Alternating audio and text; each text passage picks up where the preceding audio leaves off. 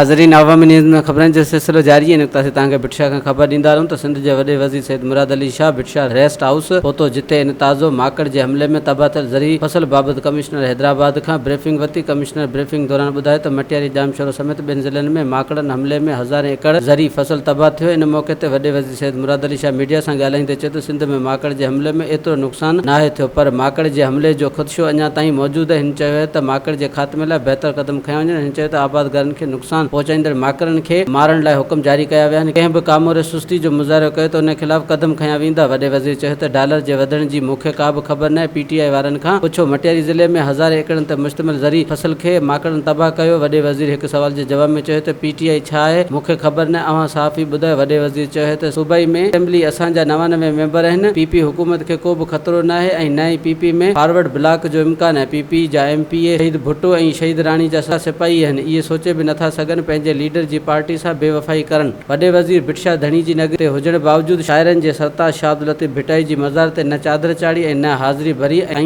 Rest house खां media सां ॻाल्हि ॿोल करण बाद वॾो वज़ीर मटियारी ज़िले जे ॻोठनि दोदो जूणे जो ऐं वसी मुराद शाह पहुतो, जिते हिन माकड़नि जे हमले में तबाह थियल ज़री फसलनि जो मुआइनो कयो ऐं मुतासिर आबादगारनि सां मुलाक़ात करे नुक़सान जा तफ़सील मालूम कया। वधीक ख़बरनि ऐं तफ़सील लाइ विज़िट कयो अवामी news Facebook page, YouTube page ऐं अवामी न्यूज़ वेबसाइट।